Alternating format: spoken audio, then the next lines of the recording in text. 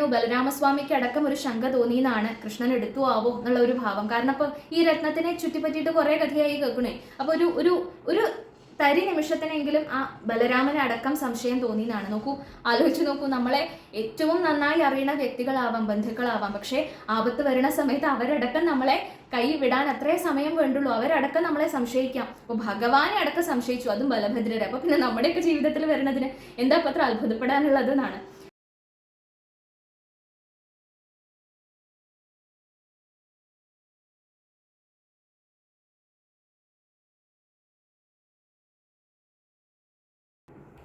ഹരേ കൃഷ്ണ, എല്ലാവർക്കും നമസ്കാരം. ഇന്ന് നമ്മൾ നാരായണീയത്തിലെ 80ാമത്തെ ദശകത്തിലേക്ക് പ്രവേശിക്കുകയാണ്. സ്യമന്തകോപാഖ്യാനം എന്ന് പറയുന്ന കഥയാണ് ഈ ദശകത്തിൽ പറയുന്നത്. ഈ ഭാഗവതെ ഭഗവാന്റെ കാലത്തിൽ ഭംഗിയായി സമർപ്പിക്കാൻ എല്ലാവരുടെയും അനുഗ്രഹം പ്രാർത്ഥിച്ചുകൊണ്ട് ആരംഭിക്കുകയാണ്. ഹരേ. അഖിലാനപരാധാന്മേ ക്ഷമസ്വ കരുണാനിധേ പ്രസീദ മദ്ഗുരോ നാഥ ജനകായ നമോ നമ. നിൽക്കട്ടെ പെറ്റു നോവിൻ കഥ, രുചി കുറയും കാലമേറും ചടപ്പും പൊയ്ക്കോട്ടെ.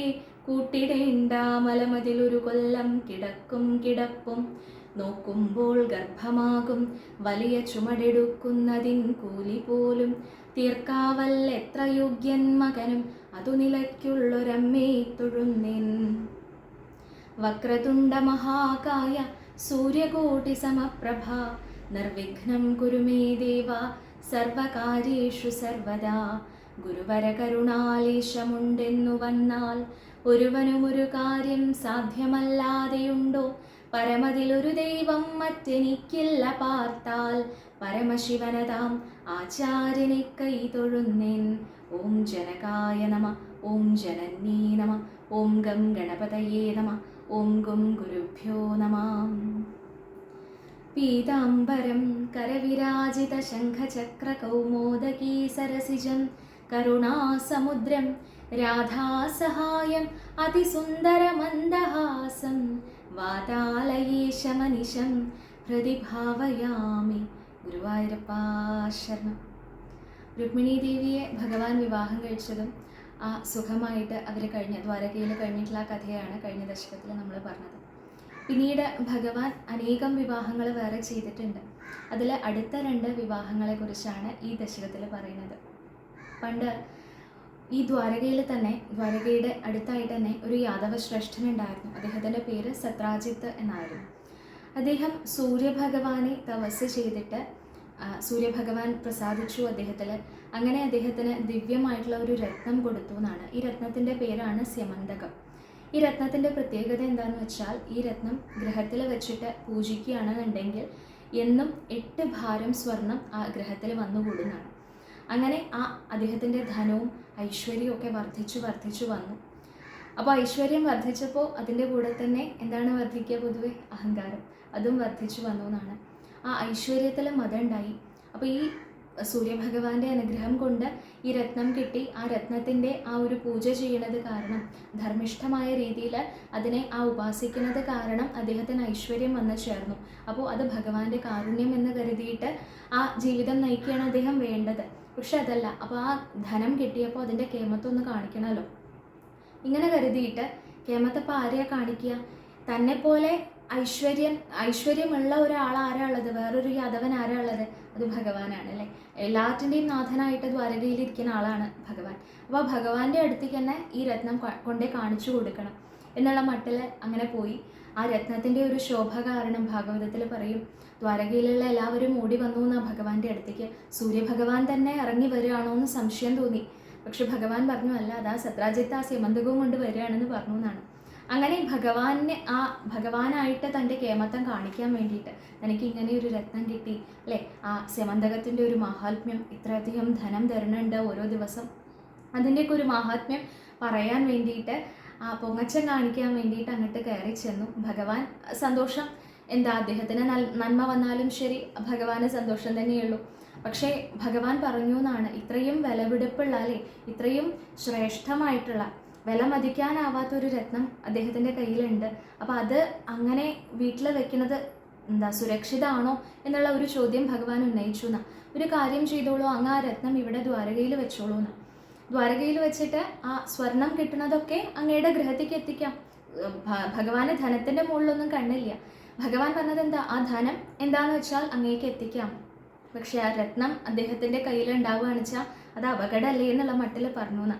ഇത് കേട്ട് കഴിഞ്ഞാൽ സാമാന്യഗതിക്ക് ഒരു ഇത്തിരി മനസ്സിൽ കളവൊക്കെ ഉള്ള ആൾക്കാർക്ക് എന്താ തോന്നുക, ഭഗവാൻ കൃഷ്ണൻ നല്ല സാമർഥ്യക്കാരനാണ്. കാരണം സത്രാജിത്ത് ഇത്ര മെനക്കെട്ട് സൂര്യഭഗവാനെ തപസ്സൊക്കെ ചെയ്തിട്ടാണ് ഈ രത്നം കിട്ടിയത്. അത് ചുളുവിലങ്ങോട്ട് കൈക്കലാക്കാൻ വേണ്ടി ഭഗവാൻ പറഞ്ഞു എന്നാണ് തോന്നുക. ഇവിടെ സത്രാജിത്തിനും അത്രേ ബുദ്ധിയുള്ളൂ. അദ്ദേഹം അങ്ങനെ തന്നെയാണ് കരുതിയത്. അതൊന്നും വേണ്ട, നീ ശ്രദ്ധിച്ചാൽ മതി എന്ന് പറഞ്ഞിട്ട് ഇറങ്ങിപ്പോയി ഇത്ര ഇവിടുത്തെ. നീ ശ്രദ്ധിച്ചാൽ മതി എന്ന് പറഞ്ഞാൽ നീ ദ്വാരകയുടെ മുഴുവൻ ആ നാഥനാണ്. അപ്പം ആ അർത്ഥത്തിൽ നീ ശ്രദ്ധിക്കണം. രണ്ടാമത് നീ കക്കാതിരുന്നാൽ മതി എന്നാണ്. പണ്ടേ കുറേ കട്ടിട്ടുള്ളതിൻ്റെ കഥയൊക്കെ ഞാൻ കേട്ടിട്ടുണ്ട്. അപ്പോൾ നിന്റെ കണ്ണതിൽ പെടാതിരുന്നാൽ മതി എന്നുള്ള ഭാവത്തിൽ അങ്ങനെ പോയി എന്നാണ് പറയുന്നത്. എന്തായാലും അദ്ദേഹത്തിൻ്റെ ഒരു ഭാഗ്യം എന്ന് പറയട്ടെ, ഈ ഭഗവാന് കൊടുക്കാൻ നിരസിച്ച ഈ രത്നം തൻ്റെ അനിയനായിട്ടുള്ള പ്രസേനജിത്തിന് കൊടുത്തു. പ്രസേനജിത്ത് എന്താണ് ചെയ്തത്, അതും കൊണ്ട് നായാട്ടിന് പോയി. നോക്കൂ, ഒരാവശ്യമില്ല ഒരു രത്നവും ധരിച്ചും കൊണ്ട് കാട്ടിലേക്ക് പോകാൻ യാതൊരു ആവശ്യമില്ല. പക്ഷെ അദ്ദേഹത്തിൻ്റെ ആ ഒരു ഡംഭം, ആ അഹങ്കാരം അങ്ങനെയാണ്. അതുകൊണ്ട് എന്തൊക്കെയാണ് കാണിക്കേണ്ടതെന്ന് അറിയില്ല, ആ ഒരു കേമത്തം. അങ്ങനെ ആ പ്രസേനജിത്ത് ഇതും കൊണ്ട് നായാട്ടിന് പോയി, ഇത് കഴുത്തിൽ ധരിച്ചും കൊണ്ട്. അങ്ങനെ നായാട്ടിന് പോയ സമയത്ത് കാട്ടിലൊരു സിംഹം വന്നു. ഇതിൻ്റെ ആ ഒരു ശോഭ കണ്ടപ്പോൾ എന്തോ ഒരു മാംസകഷ്ണമാണെന്ന് വിചാരിച്ചിട്ട് ഈ പ്രസേനജിത്തിനെ ആക്രമിച്ചു, കൊന്നു. ആ രത്നവും കൊണ്ട് സിംഹം പോയി. ഇപ്പോൾ പ്രസേനജിത്ത് തിരിച്ചു വരുന്നത് കാണാനില്ല. കുറേ ദിവസമായി കാട്ടിക്ക് പോയിട്ട് ഒരു വിവരവും ഇല്ല. അങ്ങനെ ആ രത്നവും പോയി, അനിയനും പോയി. അനിയൻ്റെ കയ്യിൽ എന്തായിരുന്നു, രത്നമായിരുന്നു. അപ്പോൾ അതാണ് കൂടുതൽ പേടി സത്രാജിത്തിന്. അങ്ങനെ വിഷമായി. അപ്പോൾ ഈ സത്രാജിത്ത് തൻ്റെ പത്നിയോട് പറഞ്ഞു എന്നാ, ഒരു സംശയം അദ്ദേഹത്തിൻ്റെ മനസ്സിൽ കിടന്ന് കളിക്കുന്ന ഒരു സംശയം, പറയാൻ പാടില്ലാത്തതാണ്. നമ്മൾക്ക് ഉറപ്പുണ്ട് നമ്മൾക്ക് അങ്ങനെ സംഭവിച്ചിട്ടുണ്ട് എന്ന്. നമ്മൾക്കായിട്ട് തെളിവ് ഇല്ലാത്തോടത്തോളം കാലം നമ്മൾ ഒരാളെക്കുറിച്ചൊന്നും പറയാൻ പാടില്ല അല്ലേ. ഇവിടെ ആ സത്രാജിത്ത് പത്നിയോട് പറയുകയാണ്, എൻ്റെ ബലമായൊരു വിശ്വാസം എന്താന്ന് വെച്ചാൽ ആ കൃഷ്ണൻ പണ്ട് കണ്ണുവെച്ചിട്ടുണ്ട് ആ രത്നത്തിൻ്റെ മുകളിൽ. കൃഷ്ണനാണോ ഇതിൻ്റെ പിന്നിലെന്ന് എനിക്കൊരു സംശയം ഇല്ല എന്ന് പറഞ്ഞു. ഇതങ്ങോട്ട് കയ്യിൽ കിട്ടി. അപ്പോൾ ആ പത്നി മറ്റുള്ള ദാസിമാരോടും എല്ലാവരോടും പറഞ്ഞു. അങ്ങനെ പിന്നെ പ്രത്യേകിച്ച് പറയേണ്ട ആവശ്യമൊന്നുമില്ലല്ലോ. അപ്പോൾ ദ്വാരകയിലെ പ്രധാന രഹസ്യം എന്താന്ന് വെച്ചാൽ കൃഷ്ണനാണ് സത്രാജിത്തിൻ്റെ ആ സ്യമന്തകം കട്ടത് എന്നുള്ളതാണ്.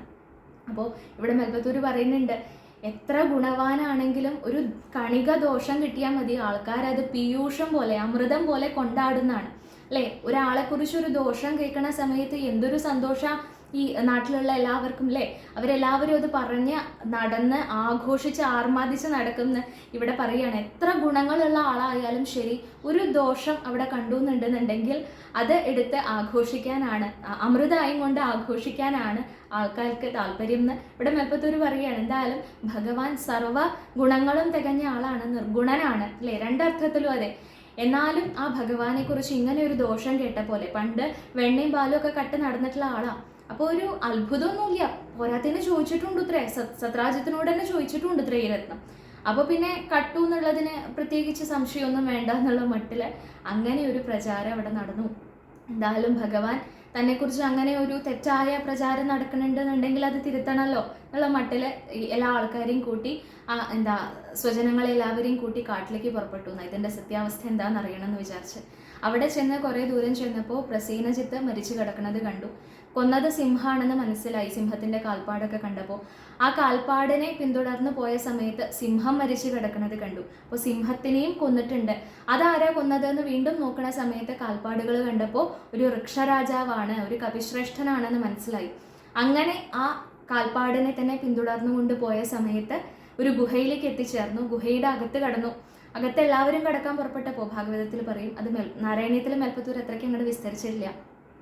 ഗുഹയുടെ അകത്ത് കിടക്കാൻ പുറപ്പെടുമ്പോൾ ഭഗവാൻ പറഞ്ഞു എന്നാണ്, ഞാൻ യുദ്ധത്തിന് പോവാം, എന്നെ കണ്ടില്ല എന്നുണ്ടെന്നുണ്ടെങ്കിൽ നിങ്ങൾ ദ്വാരകയ്ക്ക് തിരിച്ചു പോയിക്കോളുക എന്ന് പറഞ്ഞിട്ടാണ് പറയുന്നത്. ഇവിടെ ഭഗവാൻ അകത്തേക്ക് കടന്ന സമയത്ത് ഒരു കുട്ടി ഈ രത്നം കൊണ്ട് കളിക്കുകയാണ്. രത്നം ഭഗവാൻ പണ്ട് കണ്ടിട്ടുണ്ടല്ലോ. അപ്പോൾ ഭഗവാന് മനസ്സിലായി ഇത് സ്യമന്തകാണെന്ന്. ഒരു കുരങ്ങക്കുട്ടി ആ രത്നവും കൊണ്ട് കളിക്കുകയാണ്. അപ്പോൾ ആ രത്നം എനിക്ക് തരുമോ എന്ന് വന്ന് ചോദിച്ചതേ ഉള്ളൂ ഭഗവാൻ. അപ്പോഴേക്കും ആ കുട്ടി പേടിച്ചിട്ട് ഓടി തൻ്റെ വൃക്ഷരാജാവായിട്ടുള്ള അവിടെ ആ ജാമ്പവാനാണ്.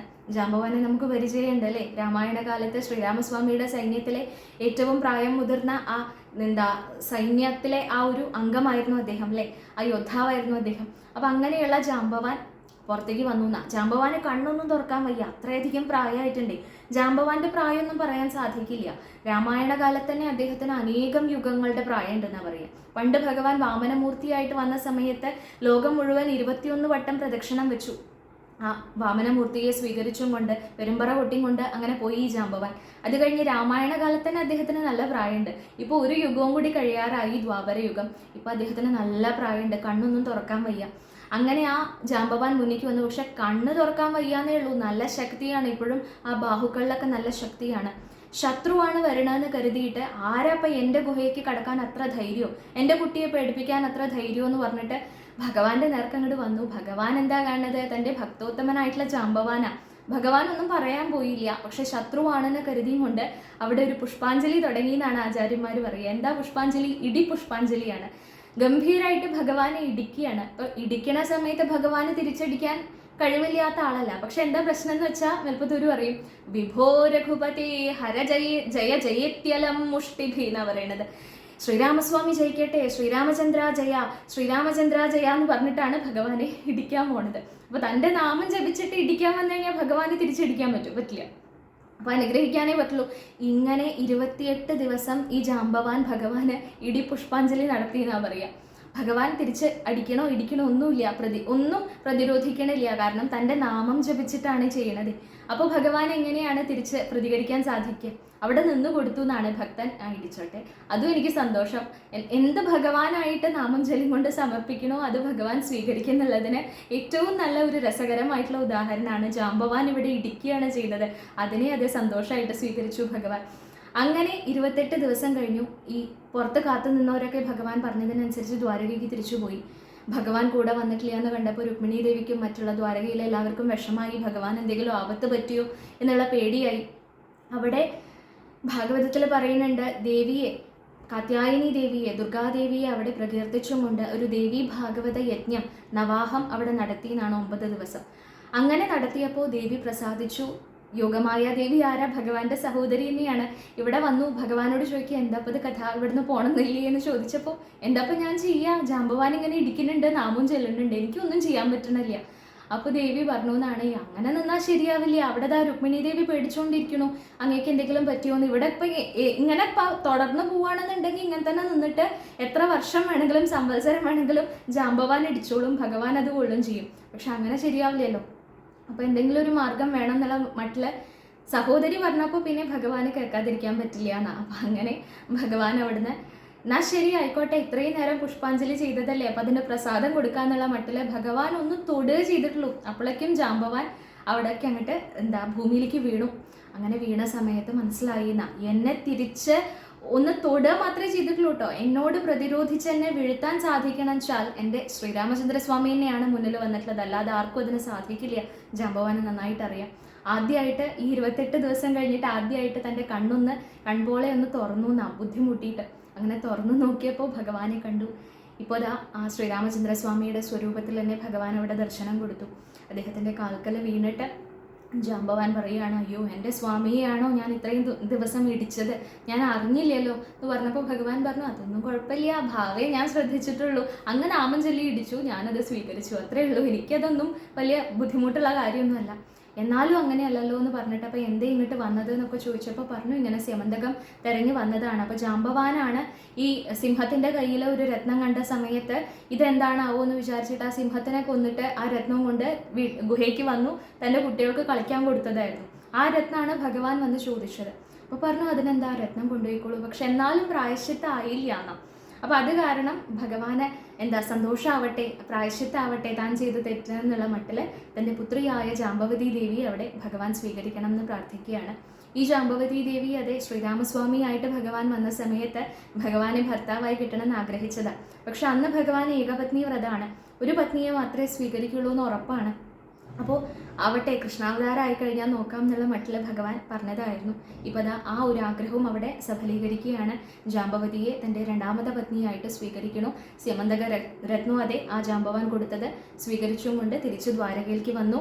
സത്രാജിത്തിൻ്റെ വീട്ടിൽ പോയിട്ട് ഇതാണ് കേട്ടോ രത്നം, ഇങ്ങനെയൊക്കെയാണ് കഥ ഉണ്ടായത്, അല്ലാതെ ഞാൻ എടുത്തുകൊണ്ടോ ഇതൊന്നും അല്ല എന്ന് പറഞ്ഞിട്ട് അവിടെ തിരിച്ചു കൊടുക്കുകയാണ്. ഇങ്ങനെ കൊടുത്ത സമയത്ത് സത്രാജിത്തിന് വല്ലാതെ ജാള്യതയായി, ലജ്ജയായി. എന്താ അപ്പോൾ താൻ വെറുതെ ഒരു അപഖ്യാതിയൊക്കെ പറഞ്ഞുണ്ടാക്കി, എന്നിട്ട് ആ ഭഗവാൻ തന്നെ അത് തിരിച്ചു കൊണ്ടുവന്ന് തന്നു, ഇദ്ദേഹത്തിനെ കുറിച്ചാണല്ലോ അപ്പോൾ ഞാൻ ഇങ്ങനെയൊക്കെ പറഞ്ഞുണ്ടാക്കിയെന്നുള്ള ഒരു മനസ്താപം അദ്ദേഹത്തിന് ഉണ്ടായി. അപ്പോൾ എന്താണിപ്പോൾ ഇതിനൊരു പരിഹാരം എന്നുള്ള മട്ടിൽ അപ്പോൾ സത്യഭാമ ഇദ്ദേഹത്തിൻ്റെ പുത്രിയാണ് സത്യഭാമ ഭൂമിദേവിയുടെ തന്നെ അവതാരമാണെന്നാണ് പറയുക.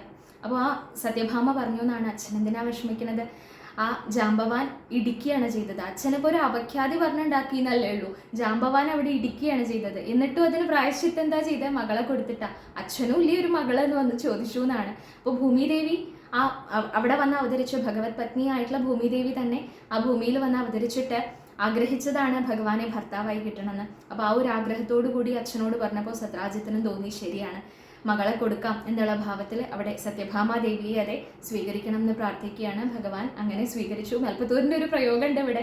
അന്ന് രത്നം ചോദിച്ചില്ലേ, അങ്ങയുടെ വീട്ടിലൊരു രത്നല്ലേ, അതെനിക്ക് തരുമെന്ന് ചോദിച്ചില്ലേ, അത് ഈ രത്നത്തിനെ, കന്യാരത്നത്തിനെ ഉദ്ദേശിച്ചിട്ടാണ് പറഞ്ഞത്, അല്ലാതെ സ്യമന്തകരൊക്കെ എന്തിനാ ഭഗവാന് അല്ലേ, ലക്ഷ്മീപതിയാണ് ഭഗവാൻ, ഭഗവാന് രത്നത്തിന്റെ ആവശ്യമൊന്നുമില്ല.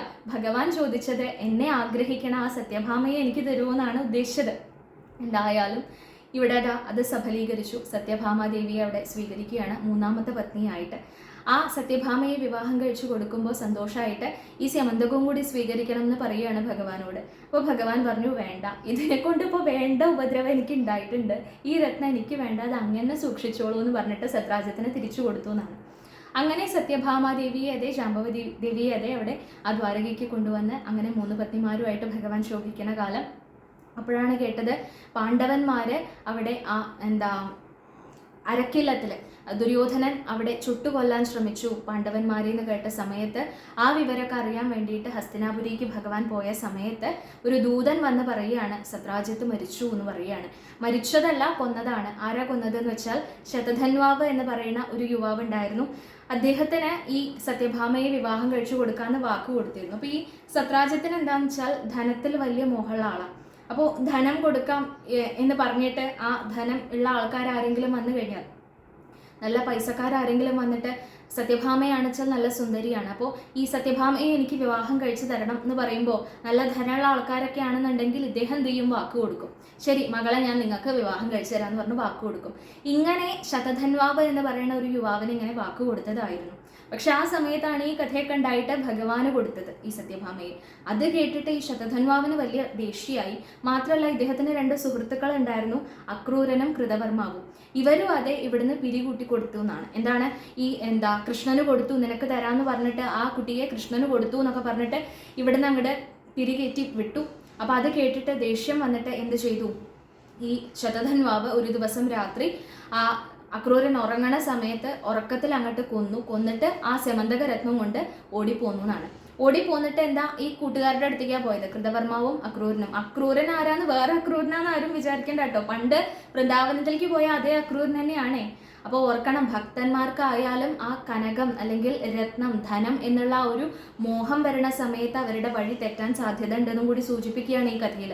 എന്തായാലും അക്രൂരിന്റെ കൃതവർമാവിന്റെ അടുത്തേക്ക് വന്നു ശതധന്വാവ്. ഇങ്ങനെ സത്രാജിത്തിനെ കൊന്നു, ഈ രത്നം ഞാൻ എന്താ വേണ്ടതെന്ന് ചോദിച്ചിട്ട് അവര് പറഞ്ഞു, ഞങ്ങൾക്ക് കൃഷ്ണന്റെ ബലരാമന്റെ എതിരൊന്നും നിൽക്കാൻ പറ്റില്ല, എവിടുന്ന് ഓടിപ്പോയിക്കോളൂ എന്ന് പറഞ്ഞു. അങ്ങനെ ശതധന്വാവ് അവിടുന്ന് ഓടി. ഈ വിവരമാണ് അറിയണത് ഭഗവാൻ ദൂതന്റെ വഴി അറിയാണ്. സത്യഭാമയ്ക്ക് വലിയ വിഷമായിട്ടിരിക്കണു, അച്ഛനെ കൊന്നു എന്ന് അറിഞ്ഞ സമയത്ത് അവിടെ പോയിട്ട് ആശ്വസിപ്പിക്കണു, വാക്ക് കൊടുക്കണു, നിന്റെ അച്ഛനെ കൊന്ന ആളെ ഞാൻ കൊല്ലുമെന്ന് വാക്ക് കൊടുക്കണു. അങ്ങനെ ശതധന്വാവിനെ തെരഞ്ഞു പോയിട്ട് വധിക്കുകയാണ് മിഥിലയിൽ. അങ്ങനെ വധിച്ചതിന് ശേഷം നോക്കി രത്നമുണ്ടോ കയ്യിലെന്ന് നോക്കിയപ്പോൾ രത്നം കാണാനില്ല. ഇപ്പൊ വീണ്ടും അതേ രത്നം കാണാനില്ലാണ്ടായിട്ടുണ്ട്. പലർക്കും സംശയം കൃഷ്ണനെ തന്നെയാണ്. എന്തിനു പറയുന്നു, ബലരാമസ്വാമിക്ക് അടക്കം ഒരു ശങ്ക തോന്നിയെന്നാണ്, കൃഷ്ണൻ എടുത്തു ആവോ എന്നുള്ള ഒരു ഭാവം. കാരണം ഇപ്പൊ ഈ രത്നത്തിനെ ചുറ്റിപ്പറ്റിയിട്ട് കുറെ കഥയായി കേൾക്കണേ. അപ്പൊ ഒരു തരി നിമിഷത്തിനെങ്കിലും ആ ബലരാമന് അടക്കം സംശയം തോന്നിയെന്നാണ്. നോക്കൂ, ആലോചിച്ച് നോക്കൂ, നമ്മളെ ഏറ്റവും നന്നായി അറിയുന്ന വ്യക്തികളാവാം, ബന്ധുക്കളാവാം, പക്ഷെ ആപത്ത് വരുന്ന സമയത്ത് അവരടക്കം നമ്മളെ കൈ വിടാൻ അത്രേ സമയം വേണ്ടുള്ളൂ. അവരടക്കം നമ്മളെ സംശയിക്കാം. അപ്പോൾ ഭഗവാനെ അടക്കം സംശയിച്ചു, അതും ബലഭദ്രരെ. അപ്പൊ പിന്നെ നമ്മുടെയൊക്കെ ജീവിതത്തിൽ വരുന്നതിന് എന്താ അത്ര അത്ഭുതപ്പെടാനുള്ളത് എന്നാണ്. എന്തായാലും പറയാണ്, ബലഭദ്രസ്വാമി ആ സമയത്ത് മിഥിലേക്ക് പോയി. ഞാൻ കുറച്ചു കാലം ഒന്ന് എൻ്റെ സുഹൃത്തിൻ്റെ അടുത്ത് പോയിട്ട് നിൽക്കട്ടെ എന്ന് പറഞ്ഞിട്ട് മിഥില രാജാവിൻ്റെ അടുത്ത് പോയിട്ട് നിന്നു. ഈ സമയത്താണ് കുബുദ്ധിയായിട്ടുള്ള ധൃതരാഷ്ട്രരെ പുത്രനായിട്ടുള്ള ദുര്യോധനനെ അങ്ങോട്ട് അയക്കുന്നത്. നോക്കൂ, ഇപ്പൊ കൃഷ്ണൻ കൂടല്ല, ഇപ്പൊ വേണമെങ്കിൽ പോയിട്ട് ആ ഗദായുദ്ധത്തിന്റെ ആ കല അത് വേണമെങ്കിൽ അഭ്യസിച്ചെടുത്തോളൂ, ബലരാമൻ നല്ല ഗദായുദ്ധത്തിൽ നല്ല പ്രാവീണ്യമുള്ള ആളാന്ന് പറഞ്ഞിട്ട്. അങ്ങനെയാണ് ഈ സമയത്താണ് ദുര്യോധനന് ആ ബലരാമന്റെ ശിഷ്യത്വം കിട്ടുന്നത് മിഥിലയിൽ പോയിട്ട്. എന്തായാലും രത്നം എവിടെയാന്ന് ഇപ്പോഴും കാണാനില്ല. ഇങ്ങനെ ഇരിക്കുന്ന സമയത്താണ് പെട്ടെന്ന് ഒരു വാർത്ത കേട്ടു എന്നാണ്, കാശിയില് ഇങ്ങനെ ഐശ്വര്യം വർദ്ധിച്ചു വരുന്നുണ്ട്, മഴ പെയ്യുന്നുണ്ട്. അപ്പൊ അക്രൂരിനൊരു പ്രത്യേകത ഉണ്ട്, അക്രൂരിന് എവിടെയാണോ നിൽക്കുന്നത് അവിടെ മഴ പെയ്യും. അദ്ദേഹത്തിന്റെ ഒരു ഐശ്വര്യത്തിന്റെ മഹാത്മ്യത്തിന്റെ ഒക്കെ ഒരു ലക്ഷണമായിട്ടാണ് അത് പറയുക. അപ്പോൾ അവിടെ ഐശ്വര്യം വർദ്ധിക്കുന്നുണ്ടെന്ന് കണ്ടപ്പോൾ അവിടെ പോയിട്ട് അന്വേഷിച്ചപ്പോൾ അക്രൂരിനെ കണ്ടു. ഭഗവാൻ ചെന്ന് ചോദിച്ച സമയത്ത് അക്രൂരൻ സത്യം പറഞ്ഞു. രത്നം ആ ശതധന്വാവ് അക്രൂരിന്റെ കയ്യിൽ ഏൽപ്പിച്ചിട്ടാണ് ഓടിയിട്ടുണ്ടായിരുന്നത്. അപ്പൊ ഈ അക്രൂരിനാണിച്ചാൽ ഇപ്പൊ പേടി തുടങ്ങി. കാരണം ഭഗവാൻ ഇതിൽ ഇടപെട്ടതിന് ശേഷം ഇദ്ദേഹത്തിന് ഇപ്പോൾ രത്നത്തിലോ ധനത്തിലോ ഒന്നും മോഹമില്ല. അപ്പൊ ഈ രത്നം പൂജിക്കുന്നുണ്ട്. പണ്ട് സത്രാജിത്ത് പൂജിച്ച പോലെ തന്നെ ഈ രത്നം രഹസ്യമായിട്ട് പൂജിക്കുന്നുണ്ട്. ആ രത്നത്തിൽ നിന്ന് കിട്ടുന്ന ധനമൊക്കെ പുറത്തറിയാതിരിക്കാൻ എന്താണ് ചെയ്യുന്നത്, സൽക്കർമ്മങ്ങൾക്ക് വേണ്ടിയിട്ട് ഉപയോഗിക്കുകയാണ്. ഇല്ലാത്ത ആൾക്കാർക്ക് കൊടുക്കുക, ദാനം ചെയ്യുക, അല്ലെ, നല്ല നല്ല നല്ല കാര്യങ്ങൾക്ക് വേണ്ടിയിട്ട് ഈ ധനം ഉപയോഗിക്കുകയാണ് ചെയ്തത് എന്നാണ് പറയുന്നത്. അപ്പൊ അങ്ങനെ ചെയ്തപ്പോൾ ഭഗവാൻ സത്യം മനസ്സിലാക്കി ദ്വാരകയിലേക്ക് കൊണ്ടുവന്നു. അക്രൂരിനെയും കൃതവർമാവിനെയും അവര് സത്യമൊക്കെ പറഞ്ഞു. ഭഗവാന്റെ ആ നിരപരാധിത്വം എല്ലാവർക്കും മനസ്സിലായി. അത് കഴിഞ്ഞ് ആ രത്നം അക്രൂരിന്റെ കയ്യിൽ തന്നെ ഏൽപ്പിച്ചു എന്നാണ്. എന്താന്ന് വെച്ചാൽ ആ രത്നം കൊണ്ട് ശരിക്കും എന്താണോ ചെയ്യേണ്ടത് അത് ചെയ്തത് അക്രൂരൻ മാത്രമാണ്. സത്രാജിത്തിന് ധനം കിട്ടിയ സമയത്ത് അതുകൊണ്ട് പൊങ്ങച്ചം കാണിക്കുകയാണ് ചെയ്തത്. മറ്റുള്ള ആൾക്കാരൊക്കെ ആ രത്നം കൊണ്ട് അപകടം വിളിച്ചു വരുത്തുകയാണ് ചെയ്തത്. അക്രൂരൻ എന്താണ് ചെയ്തത്, ആ ധനം വെച്ച് ഉപാസിച്ചു. എന്നിട്ട് അതിൽ നിന്ന് കിട്ടുന്ന ആ ധനം ഉണ്ടല്ലോ, ആ കാശ്, അത് സൽക്കർമ്മങ്ങൾക്ക് ഉപയോഗിച്ചു. ഇല്ലാത്ത ആൾക്കാർക്ക് കൊടുത്തു, ദാനങ്ങൾ ചെയ്തു. അങ്ങനെയുള്ള സൽക്കർമ്മങ്ങളാണ് ചെയ്തത്. അപ്പൊ അത് ആ രത്നത്തിനെ കൊണ്ടുള്ള ഉദ്ദേശവും അത് തന്നെയാണ്, സൽക്കർമ്മങ്ങൾ ചെയ്യാൻ വേണ്ടിയിട്ടാണ്. അത് ചെയ്യണ അക്രൂരൻ തന്നെ ഇരുന്നോട്ടെ എന്നുള്ള മട്ടിൽ അത് കൊടുത്തു എന്നാണ്.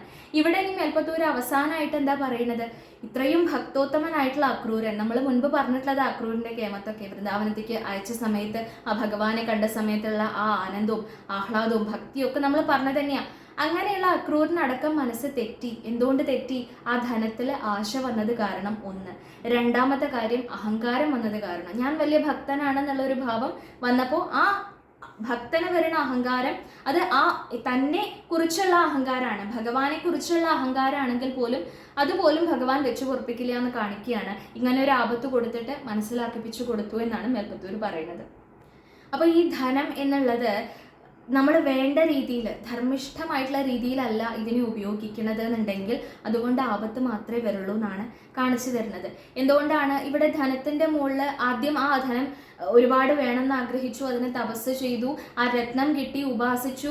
അത് കാരണം തന്നെ കയ്യിലേക്ക് ധനം വന്ന സമയത്ത് അതിനെ വേണ്ട രീതിയിൽ അക്രൂരൻ ചെയ്ത പോലെ സൽക്കർമ്മങ്ങൾക്കല്ല ഉപയോഗിച്ചത്. അതുകൊണ്ട് തന്റെ കേമത്തം കാണിക്കാൻ പുറപ്പെട്ടു. അങ്ങനെ ചെയ്ത സമയത്ത് ആ സത്രാജിത്തിന് അപകടം മാത്രമേ ഉണ്ടായുള്ളൂ. ആദ്യം അനുജൻ മരിച്ചു, അത് കഴിഞ്ഞിട്ട് അനേകം അപഖ്യാതികളൊക്കെ ഉണ്ടായി. മാത്രമല്ല അവസാനം താൻ തന്നെ കൊല്ലപ്പെടുകയാണ് ചെയ്യുന്നത് ആ ശതധന്വാവിന്റെ കൈകൊണ്ട്. അപ്പൊ അങ്ങനെ അനേകം അപകടങ്ങൾ അവിടെ വന്നു ചേർന്നു. ഭഗവാന് തന്നെ ഈ രത്നത്തിന്റെ, ഭഗവാനെ നേരിട്ടതിൽ കൈയില്ല എന്നുണ്ടെങ്കിലും എത്രയധികം ഉപദ്രവം ഉണ്ടായി എന്ന് നമ്മൾ കണ്ടതാണ്. അപ്പൊ ഈ രത്നം അല്ലെങ്കിൽ ധനം അല്ലെങ്കിൽ കനകം, ഈ കാര്യങ്ങളൊക്കെ എന്താണ് സൂചിപ്പിക്കുന്നതെന്ന് വെച്ചാൽ ഭഗവത് സമർപ്പിതമായിട്ടാവുന്ന സമയത്ത് അതുകൊണ്ട് അപകടം ഉണ്ടാവില്ല. അല്ലാത്ത പക്ഷം ആ ധനം കൊണ്ട് അതിന്റെ മുകളിൽ നമ്മൾ ബുദ്ധി നമ്മൾ ആ ധനത്തിന്റെ മുകളിൽ വെക്കുമ്പോൾ ഉണ്ടാവുന്ന അപകടങ്ങളാണ് ഈ സ്യമന്തകോപാഖ്യാനം കൊണ്ട് കാണിച്ചു തരുന്നത്. ഇപ്പോൾ നമ്മൾ പറഞ്ഞല്ലോ, ആ രത്നം എന്നെ ഏൽപ്പിച്ചോളൂ, അങ്ങേക്ക് കിട്ടുന്ന ധനം ഞാൻ അങ്ങേക്ക് വീട്ടിലേക്ക് എത്തിച്ച് തരാമെന്ന് ഭഗവാൻ പറഞ്ഞു സത്രാജിത്തിനോട്. സത്രാജിത്ത് എന്താ കരുതിയത്, ഭഗവാൻ ചുളിവില് ആ രത്നം കയ്യിൽ കിട്ടാൻ വേണ്ടി കാണിക്കുകയാണെന്നാണ് കരുതിയത്. ഇവിടെ എന്താണ് മനസ്സിലാക്കേണ്ടത്, ഭഗവാന് കൊടുക്കൂന്ന് ഉദ്ദേശിക്കുമ്പോൾ എന്താണ്, ഭഗവാനിൽ സമർപ്പിച്ചിട്ടാണ് നമ്മൾ ധനം വെക്കുന്നത് എന്നുണ്ടെങ്കിൽ ആ ധനം കൊണ്ട് നമ്മൾ സത്കർമ്മങ്ങൾ അല്ലെങ്കിൽ ആവശ്യത്തിനുള്ള നല്ല കാര്യങ്ങൾ, നന്മ വരുത്തുന്ന കാര്യങ്ങൾ മാത്രമേ നമ്മൾ ചെയ്യുള്ളൂ. ധനം കൊണ്ട് നല്ല കാര്യങ്ങളും ചെയ്യാം, നല്ലതല്ലാത്ത കാര്യങ്ങളും ചെയ്യാം. പ്രസേനജിത്ത് ചെയ്തതുപോലെ നായാട്ടിന് പോണ സമയത്ത് രത്നം കഴുത്തിൽ കെട്ടിയിട്ട് പോകേണ്ട ഒരാവശ്യമില്ല. പക്ഷെ അദ്ദേഹം അത് ചെയ്തു. സത്രാജിത്ത് ദ്വാരകയ്ക്ക് പോയി ആ രത്നം കഴുത്തിൽ കെട്ടിക്കൊണ്ട് തന്റെ കേമത്തം കാണിക്കാൻ വേണ്ടിയിട്ട്. ഇതൊക്കെ ധനം കൊണ്ട് ചെയ്യണ അനാവശ്യമായിട്ടുള്ള കാര്യങ്ങളാണ്. അപ്പോൾ അത് നമ്മൾ ചെയ്യാതിരിക്കണം എന്നുണ്ടെങ്കിൽ അതിനെങ്ങനെ സാധിക്കും? ബുദ്ധി ഭഗവാനിലാണ് ഉറച്ചിട്ടുള്ളത് വെച്ചാൽ അത് ആ ഭഗവാനെ ഏൽപ്പിച്ചിട്ട്. ആചാര്യന്മാർ പറയുന്ന കേട്ടിട്ടുണ്ട്, ട്രഷറർ ഭഗവാനെ ആക്കിയാൽ മതി. നമുക്ക് വരുമാനം കിട്ടുന്ന സമയത്ത് ഇത് ഭഗവാനെ സമർപ്പിക്കുകയാണ്. അതിന് പിന്നെ ആവശ്യമുള്ള കാര്യങ്ങൾ നമ്മൾ എന്താ വെച്ചാൽ എടുത്ത് ഉപയോഗിക്കുക. അപ്പോൾ നമുക്ക് ഭഗവാനായിട്ട് സമർപ്പിച്ചു വെക്കുന്ന സമയത്ത് നമ്മൾക്കത് നന്മയുള്ള കാര്യങ്ങൾ അല്ലെങ്കിൽ സൽക്കർമ്മങ്ങളിലേക്ക് മാത്രമേ അത് എടുക്കാനുള്ള മനസ്സ് തോന്നുള്ളൂ എന്നാണ് പറയുന്നത്. അപ്പോൾ ആ രീതിയിൽ വേണം ധനത്തിനെ ഉപയോഗിക്കാൻ. ഇല്ലെങ്കിൽ ധനം കൊണ്ട് ഇത്ര എളുപ്പത്തിൽ നശിക്കാനുള്ള ഒരു മാധ്യമം വേറെ ഇല്ല മനുഷ്യന്, ധനം പോലെ. അത് കാണിക്കാൻ വേണ്ടിയിട്ടാണ് ഈ സ്യമന്തകോപാഖ്യാനം എന്ന് പറയുന്ന കഥ ഇത്ര വിസ്തരിച്ചത് തന്നെ. ഭാഗവതത്തില് ഇപ്പോൾ അനേകം വിവാഹങ്ങൾ പറയുന്നുണ്ട്. ഇനി ഇത് കഴിഞ്ഞിട്ട് ഭഗവാന്റെ 3 വിവാഹങ്ങളും കൂടി വിസ്തരിച്ച് പറയും. അത് കഴിഞ്ഞിട്ട് പിന്നെ 16,100 പേര് ഭഗവാൻ വിവാഹം കഴിച്ചതൊക്കെ പറയുന്നുണ്ട്. ഇതിപ്പോൾ 2 പേര് ജാമ്പവതി ദേവിയും സത്യഭാമ ദേവിയും ഭഗവാൻ വിവാഹം കഴിച്ചു എന്ന് അങ്ങോട്ട് പറഞ്ഞാൽ മതി, അത്രേ വേണ്ടുള്ളൂ. പക്ഷെ ആ കഥയ്ക്ക് ഇത്ര വിസ്തരിച്ച് കടന്നു എന്നുണ്ടെങ്കിൽ അതിൻ്റെ പിന്നിലെ അർത്ഥവും കൂടി നമ്മൾ മനസ്സിലാക്കാൻ വേണ്ടിയിട്ടാണ് അത് പറഞ്ഞിട്ടുള്ളത്. ഈ ധനം കൊണ്ട് വരുന്ന അപകടം, എങ്ങനെയാണ് ധനത്തിനെ ഉപയോഗിക്കേണ്ടത്, ഏത് രീതിയിലാണ് അതിനെ കൈകാര്യം ചെയ്യേണ്ടത് എന്നുള്ളത് കാണിക്കാൻ വേണ്ടിയിട്ടാണ് ഈ സ്യമന്തകോപാഖ്യാനം എന്ന് പറയുന്ന കഥ ഇത്ര വിസ്തരിച്ചിട്ടുള്ളത്. എന്തായാലും ഈ ഭാഗവതെ ഭഗവാന്റെ കാൽക്കൽ സമർപ്പിക്കാം. ആ സത്യഭാമ സമേതനായിട്ടുള്ള ഭഗവാൻ നമ്മളെ അനുഗ്രഹിക്കട്ടെ എന്ന് പ്രാർത്ഥിച്ചുകൊണ്ട് ഈ ദശകം സമർപ്പിക്കുകയാണ്. ഓം നമോ ഭഗവതേ വാസുദേവായ. ഓം നമോ നാരായണായ. സത്രാജിതസ്ത്വമഥ ലുബ്ധവദർക്കലബ്ധം ദിവ്യം സ്യമന്തകമണിം ഭഗവന്നയാചി. തത്കാരണം ബഹുവിധം മമ ഭാതി നൂനം തസ്യാത്മജാം ത്വയിരതാം ഛലതോ വിവോഢും. അദത്തം തം തുഭ്യം മണിവരമനേനാൽപമനസാ പ്രസേനസ്തദ്ഭ്രാതാ ഗളഭുവി വഹൻ പ്രാപമൃഗയാം. അഹന്നേനം സിംഹോ മണിമഹസി മാംസഭ്രമവശാത് കപീന്ദ്രസ്തം ഹത്വാ മണിമപി ച ബാലായ ദദിവാൻ. ശശംസുസത്രാജിത് ഗിരമനു ജനാസ്ത്വാം മണിഹരം ജനാനാം പീയൂഷം ഭവതി ഗുണിനാം ദോഷകണികാ. തതഃ സർവജ്ഞോപി സ്വജനസഹിതോ മാർഗണപര പ്രസേനം തം ദൃഷ്ട്വാ ഹരിമപി ഗതോ ഭൂകപി ഗുഹാം. ഭവന്തമവിതർക്കയന്നതിവയാ സ്വയം ജാംബവാൻ മുകുന്ദ ശരണം हि മാം കൈഹരോദ്ധുമിത്യാലപൻ. വിഭോ രഘുപതേ ഹരേ ജയ ജയേത്യലം മുഷ്ടിഭി ചിരം തവ സമർച്ചനാദ്വ്യഥിത ഭക്തചൂടാമണി. ബുദ്ധ്വാ തതേന ദത്താം നവരമണിം വരമണിം ച പരിഗൃഹ്ണൻ അനുഗൃഹ്ണന്നമുമാഗാ സവതി ച സത്രാജിതേ മണിം പ്രാദാ. തദനു സഖലു വ്രീളാലോലോ വിലോല വിലോചനാം ദുഹിതരമഹോ ധീമാൻ ഭാമാം ഗിരൈവ പരാർപ്പിതാം. അദിതമണിനാ തുഭ്യം ലഭ്യം സമേത്യ ഭവാനവി പ്രമുദിതമനാസ്തസ്യൈവാദാന്മണിം ഗഹനാശയ. വ്രീളാകുലാം രമയതി ത്വയി സത്യഭാമാം കൗന്ദേയദാഹ കഥയാദ കുരുൻ പ്രയാതേ. ഹി ഗാന്ധിനേയ കൃതവർമ്മ ഗിരാം നിപാത്യ സത്രാജിതം ശതധനുർമണിമാജഹാര. ശോകാത് കുരൂനുപഗതാമവലോക്യ കാന്താം ഹത്വാ ദ്രുതം ശതധനും സമഹർഷയസ്താം. രത്നേ സശങ്കൈവ മൈഥിലഗേഹമേത്യ രാമോ ഗദാം സമശശിക്ഷ തഥാർത്തരാഷ്ട്രം. അക്രൂരയേഷ ഭഗവൻ ഭവദിച്ഛയൈവ സത്രാജിതക്കുചരിതസ്യ യുയോജ ഹിംസാം. അക്രൂരതോ മണിമനാഹൃതവാൻ പുനസ്ത്വം തസ്യൈവ ഭൂതിമുപധാതുമിതി ബ്രുവന്തി. ഭക്തസ്ത്വയി സ്ഥിരതരഃ സ ഹി ഗാന്ധിനേയ തസ്യൈവ കാപഥമിതി കഥമീശ ജാതാ. വിജ്ഞാനവാൻ പ്രശമവാനഹമിത്യുദീർണം ഗർവം ധ്രുവം ശമയിതും ഭവതാ കൃതൈവ.